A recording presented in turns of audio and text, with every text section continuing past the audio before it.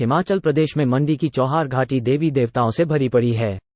यहाँ गांव गांव में देवी देवताओं के कई मंदिर बने हैं। चौहार घाटी में से एक है जहाँ देवी देवताओं के कई मंदिर हैं। यहाँ का विशेष स्थान है देव हुरंग नारायण। यहाँ इसे देवाधिदेव, बड़ा देव के नाम से भी जाना जाता है। हुरंग नारायण को द्वापर युग के श्री कृष्ण भी माना जाता है। शिवम गांव, तहसील पधर, हुरंग नारायण का प्रथम स्थान माना जाता है। कहा जाता है कि इस गांव में वो एक बालक के रूप में आए थे। तो आइए जानते हैं इनसे जुड़ी प्रचलित पौराणिक कथा। घाटी से जुड़ी एक प्रचलित कथा स्थानीय लोगों के अनुसार एक बार एक अनजान बालक शिवम गांव में आया और गांव के एक स्थान पर बैठ गया। बालक को रास्ते में बैठा देखकर राह चलते दब गांव के लोग उससे नाम पूछते थे तो वह अपना नाम नारायण बताकर चुप हो जाता था। शाम तक वो एक ही जगह बैठा रहा। जब रात होने लगी तब गांव के लोग उसके पास गए। पहले उससे उसका नाम पूछा तो वह नारायण कहकर चुप हो गया। लोगों ने उसके घर, गांव के बारे में पूछा तब भी वो बालक चुप ही रहा। रात होते देख गांव के लोगों ने उससे पूछा कि क्या वो इस गांव में रहना पसंद करेगा। बालक ने हाँ में सिर हिलाया था। वे लोग उसे गांव में ले आए और उसे एक बूढ़ी औरत के पास रहने की व्यवस्था कर दी। जाने से पहले गांव के लोगों ने बालकर से कहा कि वह गांव के सार पशुओं की जंगल में चराने ले जाया करें, जिसे बालक ने खुशी खुशी मान लिया। दूसरे दिन से नारायण सवेरे गांव के सारे पशुओं को चराने के लिए जंगल में ले जाने लगा। वो अपने पास एक छड़ी रखता था। गांव में पानी की समस्या थी।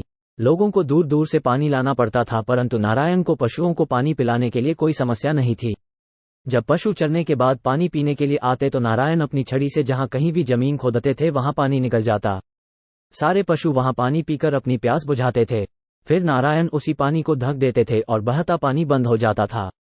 गांव के 4 व्यक्ति इसका पता लगाने के लिए छिपकर नारायण का पीछा करने लगे, परंतु उन्हें एहसास हुआ कि नारायण साधारण व्यक्ति नहीं, देवता हैं, और वे उनसे क्षमा मांगने के लिए उनके पास जाने लगे। तभी नारायण वहां से लोप हो गए। जल्दबाजी में नारायण वो पानी बंद करना भूल गए। वहां पानी बढ़ता गया और अब हिमरी गंगा बन गई है। बस गए शिवम गांव से लोप हो जाने के बाद नारायण हुरंग पहुंचे। वहां का शांत वातावरण पाकर वहीं बसने का निर्णय किया। हुरंग में स्थान लेने के बाद वो हुरंग नारायण बने और गांव को रक्षा की जिम्मेदारी ले ली। उनकी शक्ति तथा पुत्रदाता के रूप में पहचान बनी। यही बात मंडी राज दरबार में भी पहुंची। सन 1534 से 1560 तक राजा साहिब सेन मंडी के राजा थे। उनकी पत्नी प्रकाश देवी धर्म कर्म करने वाली रानी थी। उनकी संतान नहीं थी। 1547 में राजा में हुरंग नारायण की पूजा अर्चना की और रानी हुरंग नारायण के दरबार मंदिर गई। साल भर के भीतर रानी के पुत्र को जन्म दिया। पुत्र प्राप्त होने पर रानी ने देवता को चांदी का मोहरा भेंट किया जो उनके रथ में लग सकता है। हुरंग नारायण के मेले और उत्सव तो कई स्थानों पर होते हैं, लेकिन काहिक उत्सव का विशेष महत्व है। 5 वर्ष बाद यह उत्सव गांव सुराहन तथा देवता के मूल मंदिर में हुरंग में मनाया जाता है। हिमाचल के बारे में और तथ्य जानने के लिए हमें फॉलो करें।